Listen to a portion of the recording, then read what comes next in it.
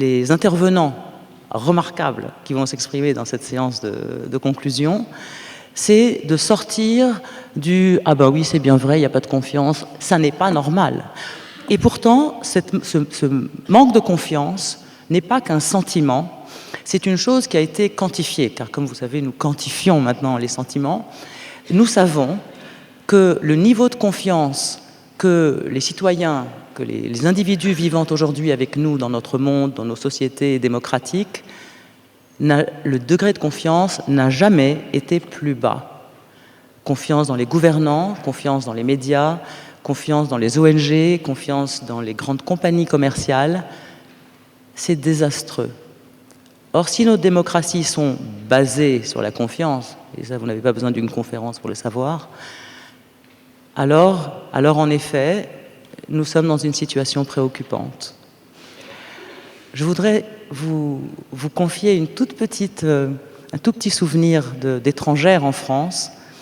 Quand je suis arrivée à 18 ans dans ce pays pour y faire mes études, ce qui m'a le plus frappé, ce n'était pas la beauté des institutions françaises ou des monuments historiques. Ce qui m'a le plus frappé, c'était de voir les gens mettre une lettre dans une petite boîte jaune pourrie dans une rue sombre et savoir qu'elle allait arriver à l'époque le lendemain. Et ça me paraissait être le comble de la civilisation, de la démocratie, de la confiance, et je n'avais dans aucun autre pays où j'avais habité moi, c'est-à-dire des pays de merde, vu ça. C'était ça pour moi la confiance, la petite boîte jaune.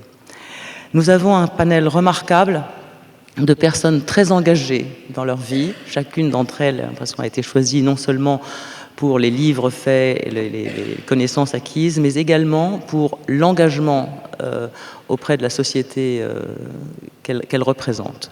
Je vais laisser René Friedman les présenter. Merci. Je vais donc appeler Henri Weber. Henri Weber est sûrement le seul Tadjik de la salle, puisqu'il se trouve qu'il est né à Léninabad il y a un certain temps, et qu'il a eu un parcours engagé, c'est le moins qu'on puisse dire, entre les militantismes de la jeunesse, qu'on peut retrouver dans le livre Rebelle Jeunesse, et puis une politique en tant que responsable, en tant que sénateur de Seine-Maritime, député européen, et puis le dernier livre, mais il y en a beaucoup d'autres entre les deux, qui s'appelle « Éloge du compromis ». Henri Weber, si tu veux bien monter à la tribune, nous connaissons depuis près de 60 ans, donc j'ai l'impression de te connaître, et pourtant je suis très attentif à t'écouter, car tu sais renouveler les interrogations et nous poser quelques questions fondamentales. Bonjour tout le monde. En effet, puisque cette indiscrétion vient d'être levée, je suis né au Tadjikistan, au pied de l'Himalaya et sur les bords du fleuve Amour. Mais ça ne m'a pas empêché d'être sénateur au Normand, sénateur cauchois même, le cauchois que je parle pratiquement couramment, et député européen. Chers amis, c'est ça la France. Alors je veux commencer par un vibrant hommage aux organisateurs de ce 19e colloque du Gypsy, Muriel Fliss-Trèves et René Friedman. Et vibrant hommage car franchement ils ont eu le nez creux lorsqu'ils ont choisi le thème qui nous rassemble aujourd'hui. Défiance, confiance, trahison. La défiance est au plus haut. La confiance est au plus bas. Mais je vais y revenir tout de suite, parce que tu as tout à fait raison. Notre présidente, Emam, c'est ça, oui, le prénom. Les choses sont un peu plus compliquées. Il n'y a pas de confiance et de défiance généralisée. Et je vais y venir immédiatement, puisqu'en effet, tout ça a été quantifié. La confiance est au plus bas dans le système, la défiance est au plus haut, notamment à l'encontre des politiques au sens large du terme, et nous sommes au début, j'espère que ça ne se prolongera pas indéfiniment, d'un de ces formidables mouvements de mobilisation sociale dont notre cher et vieux pays est coutumier. Donc c'est vraiment un sujet de la plus haute actualité. Et en ce moment même, les Gilets jaunes défilent à leur manière dans la capitale et la grève illimitée des transports est confirmée et des appels insistants pour l'explosion générale des luttes sont répétés. Alors, j'ai dit que, d'abord, je veux rendre hommage à Monique Cantos-Perber. Elle nous facilite la tâche, car dans son remarquable exposé ce matin, elle a défini les notions. Qu'est-ce que la confiance? Qu'est-ce que la défiance? Ce qui m'économise le temps pour le faire. Ce que montre, pour préparer ce topo, j'ai regardé de près une foultitude d'enquêtes d'opinion qui fleurissent depuis une dizaine d'années. Bon. Et notamment une qui est un programme international qui se renouvelle tous les 3 ans et qui est le European Value Survey, étude sur l'évolution des valeurs des Européens. Alors, ce que montrent ces enquêtes convergentes, c'est que, certes, il y a une défiance considérable, mais une défiance considérable à l'encontre des institutions politiques au sens large du terme, c'est-à-dire les acteurs politiques, les députés, les gouvernants, les assemblées élues, aussi les syndicats, mais aussi les médias. Alors là, oui, 10% considèrent qu'on peut faire confiance aux partis politiques dans ce pays.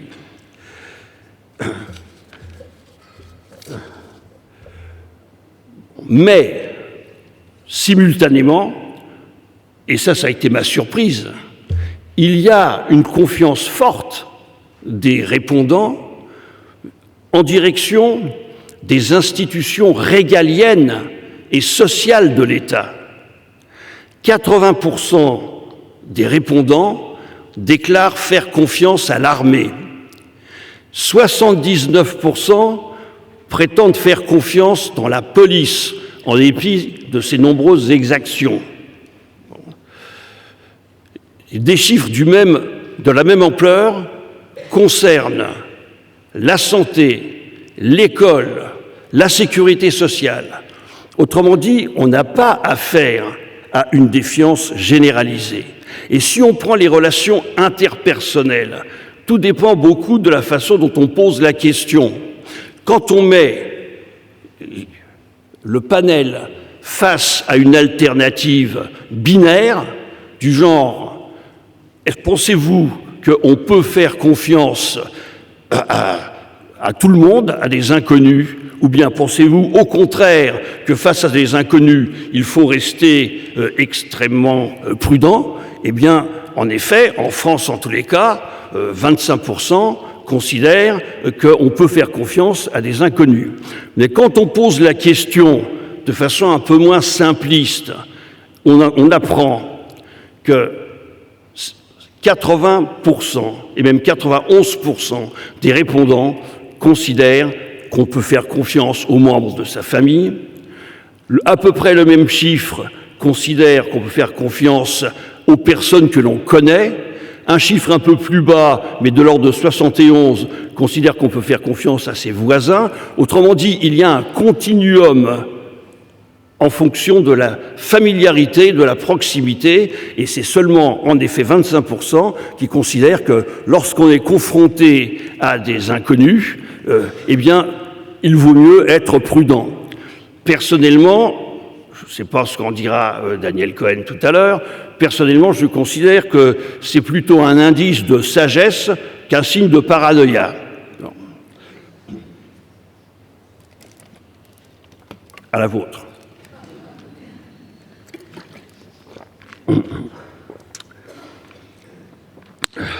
Alors,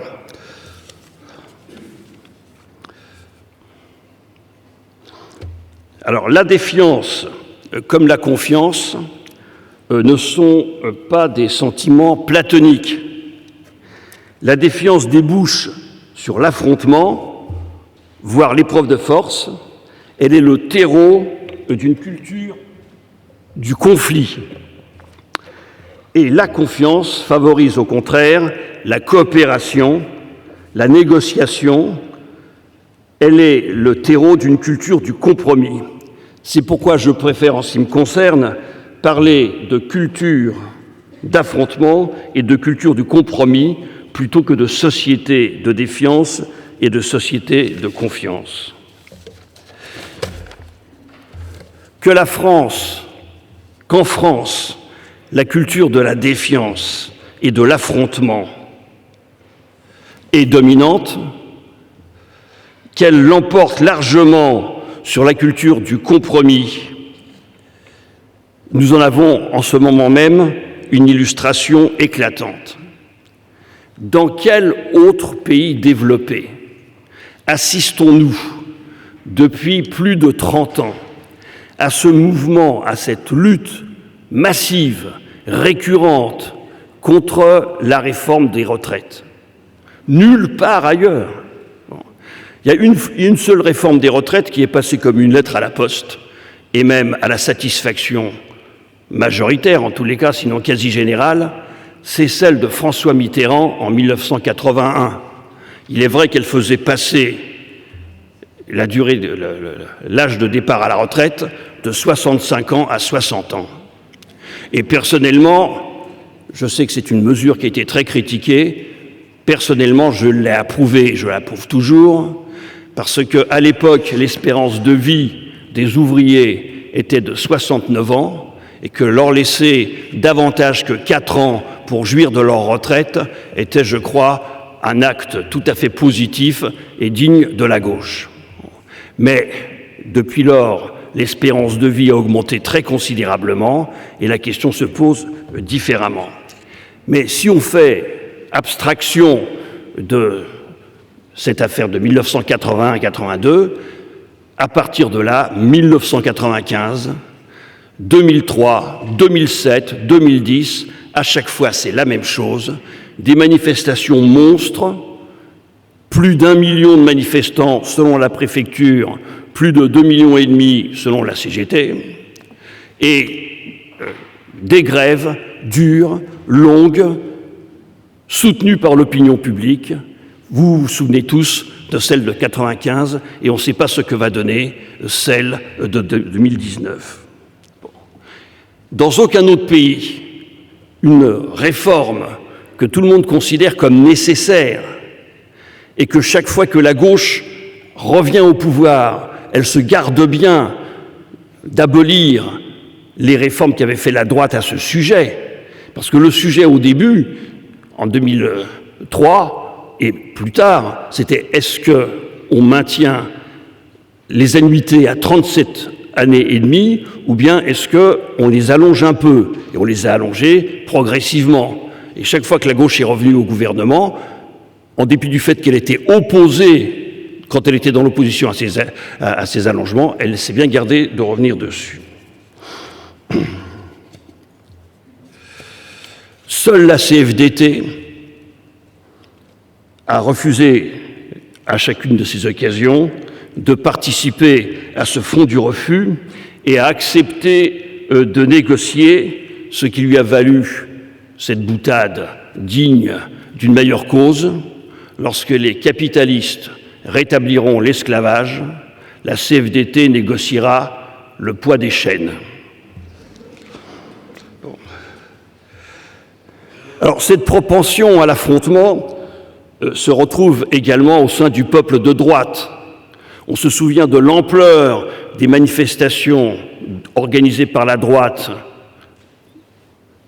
pour la réforme de l'école privée, les lois Savary, et dans l'Espagne très catholique, au Portugal, en Irlande, le droit des homosexuels à se marier a été reconnu pacifiquement à travers un vote au Parlement. Il n'y a qu'en France qu'il y a eu le mouvement La Manif pour tous, qui a eu ces démonstrations de masse pendant des mois et des mois. Alors, la question qui me paraît importante, c'est d'essayer de comprendre pourquoi il en est ainsi. Pourquoi, dans notre pays, la culture de la défiance, la culture de l'affrontement a cette puissance. Quelles sont ses causes? Certaines sont anciennes et même lointaines, et c'est sur celles-ci que j'aimerais insister, parce que sur les causes récentes, contemporaines de cette culture du conflit et de la défiance, il y a de nombreuses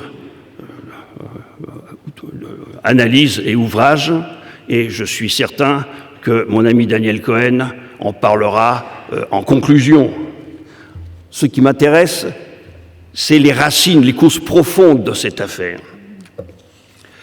Parce que c'est une culture qui vient de loin.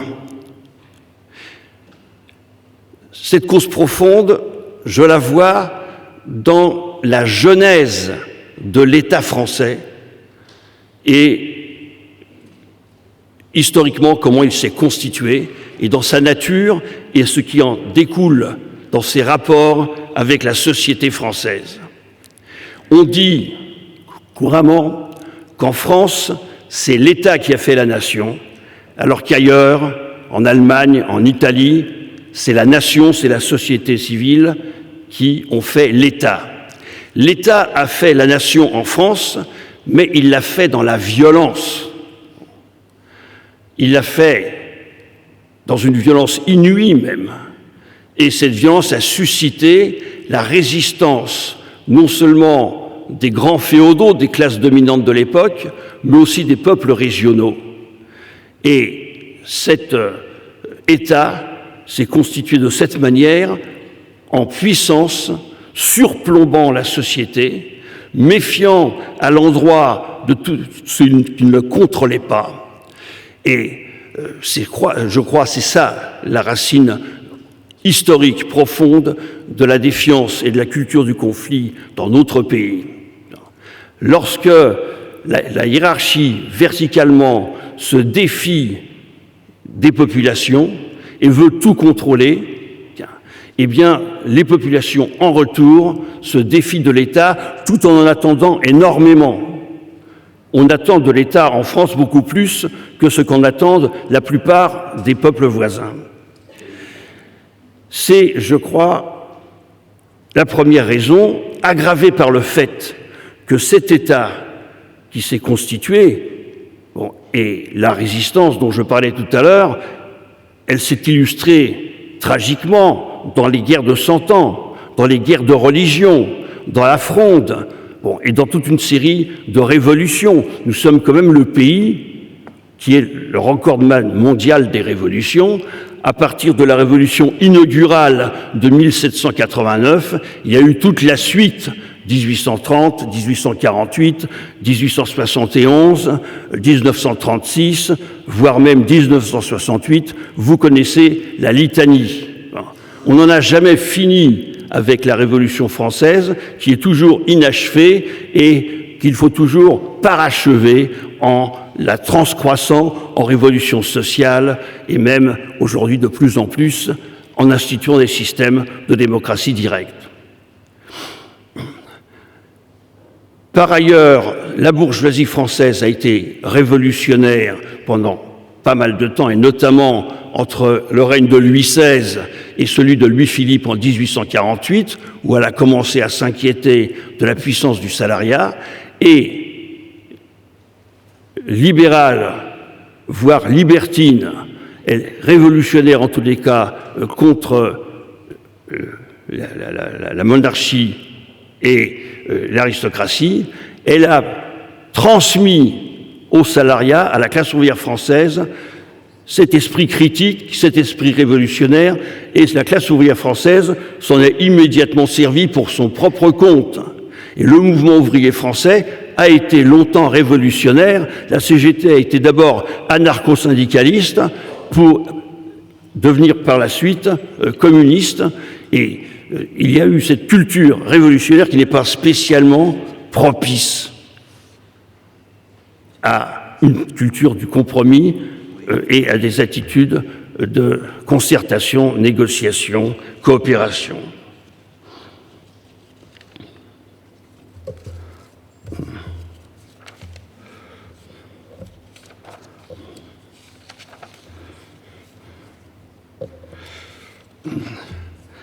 Alors,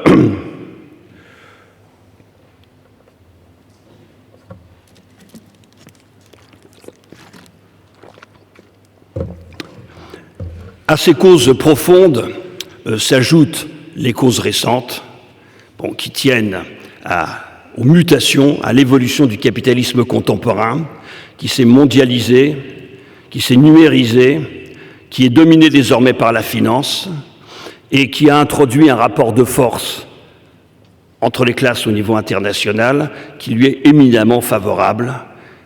Quand j'ai commencé à faire de la politique dans les années 60, Renault était une multicantonale. Elle produisait en France pour le marché français et elle exportait ses surplus.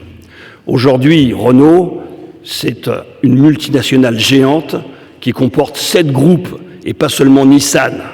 Il y a Mitsubishi et quelques autres. Et elle ne produit pas principalement en France, elle produit pour le marché mondial. Et lorsqu'elle s'adresse au gouvernement français ou lorsqu'elle s'adresse aux syndicats français, c'est dans un rapport de force écrasant en sa faveur. Et toutes les autres sont à l'avenant. Il y a donc des raisons économiques qui expliquent la défiance française. Il y a des raisons politiques, évidemment. Les institutions de la Ve République qui sont bipolarisantes, avec notre système de scrutin majoritaire à 2 tours, au niveau national avec la présidentielle, au niveau départemental avec les élections législatives, poussent à l'opposition radicale, frontale. On nous a toujours dit, en politique, quand on est dans l'opposition, on s'oppose. C'est la culture du plaisir qui revient en dépit à la place du principe de réalité. Et peu importe les conséquences de ce qu'on propose, ce qui est essentiel, c'est de s'opposer fortement, radicalement, pour reconquérir le pouvoir. Ceci exacerbe les radicalités, les oppositions, au lieu de favoriser les compromis. Il y a les raisons médiatiques qui ont été évoquées ce matin à plusieurs reprises et tout à l'heure même, la multiplication des chaînes d'information continue, la généralisation des réseaux sociaux, soumettre les gouvernants à un feu roulant de critiques et à la propagation des fake news qui rendent l'exercice de l'autorité difficile, voire impossible. Et sur les réseaux sociaux, comme vous le savez, comme ça a été dit et comme ça va être certainement répété tout à l'heure par notre ami Patino, les citoyens internautes se regroupent par affinité et laissent d'autant plus libre cours à leur agressivité que celle-ci s'exerce sur le mode anonyme. Il y a des causes sociétales, l'avènement de la société des individus, la fragmentation, ajoute à l'insécurité économique et sociale une insécurité affective et culturelle. Il y a enfin des causes géopolitiques. La France vit douloureusement son déclassement du statut de grande puissance qu'elle a été pendant des siècles, et pas seulement au cours du siècle de Louis XIV, elle l'a été au XVIIIe, au XIXe et au début du XXe. Quand j'étais à l'école, il y avait l'Empire français, et sur les murs de l'école, on voyait une énorme plaque rose qui était l'Empire, et puis au centre, une petite tache violette qui était la France métropolitaine. Et la France vit douloureusement son déclassement, son passage au statut de puissance moyenne, dite d'influence, puissance déclinante dans un monde d'États-continents et de multinationales géantes. Et les Français qui se sont toujours conçus, et c'est un élément de leur identité, comme une nation à message universel, le ressentent très durement. Alors la question que je veux aborder pour finir,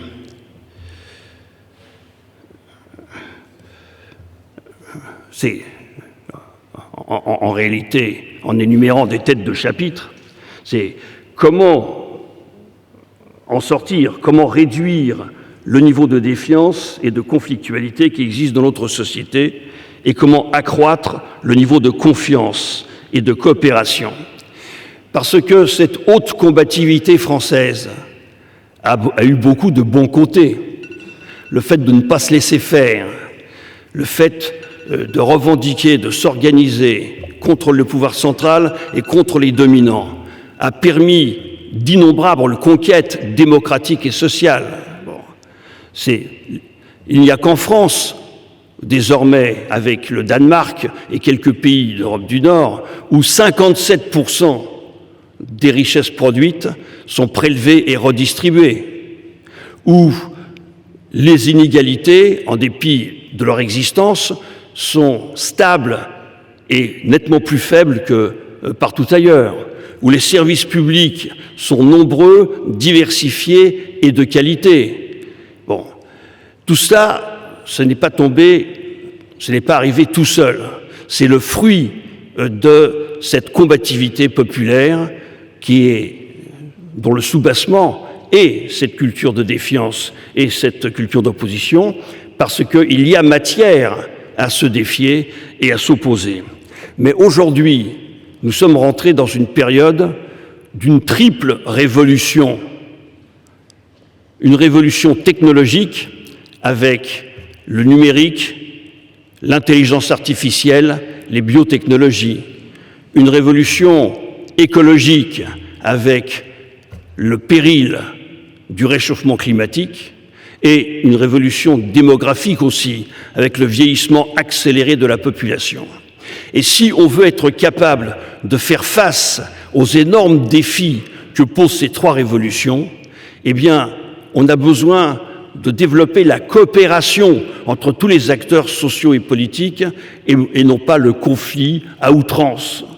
Le conflit à outrance nous rendra incapables d'assurer la transition vers la société d'innovation et d'excellence, la transition numérique, écologique et de relever le défi du vieillissement.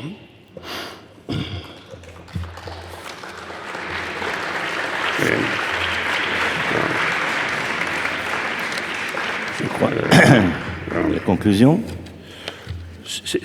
Non. Alors, je conclus, en effet. Pour dépasser la société de défiance, il faut d'abord réduire et, si possible, éradiquer les raisons objectives de se défier. Le chômage de masse, d'autres y sont parvenus en Europe de réduire le chômage de masse. Il n'y a aucune raison que nous soyons incapables de le faire. L'insécurité publique et économique, l'injustice sociale. Il faut proposer une vision de notre nouveau monde, une perspective politique, un grand dessein, une utopie réaliste pour que notre peuple puisse savoir où nous en sommes et où nous devons aller. Et celle-ci, cette utopie réaliste, doit être, à mon sens, la République sociale, laïque, écologique, cheville ouvrière d'une fédération européenne des États-nations. Ça a été dit tout à l'heure, il faut prioritairement réformer notre système scolaire qui produit et reproduit cette culture de défiance et d'opposition. Il faut enfin associer davantage, individuellement et collectivement, les citoyens à l'élaboration des décisions qui les concernent et leur mise en œuvre et leur évaluation. Il faut refonder notre démocratie en modifiant l'articulation entre ces trois dimensions, l'articulation entre la démocratie représentative, la démocratie sociale et la démocratie participative, modifier cet équilibre et cette articulation au profit des deux dernières. C'est une exigence forte des citoyens modernes, plus éduqués, plus informés, plus individualistes aussi que ceux des générations précédentes. Vaste programme, aurait dit le général de Gaulle. Plus facile à énoncer qu'à réaliser. Raison de plus pour s'y attaquer énergiquement. Pourra-t-on y réussir, au moins partiellement? Je le crois et je l'espère, comme disait Léon Blum. Je le crois parce que je l'espère.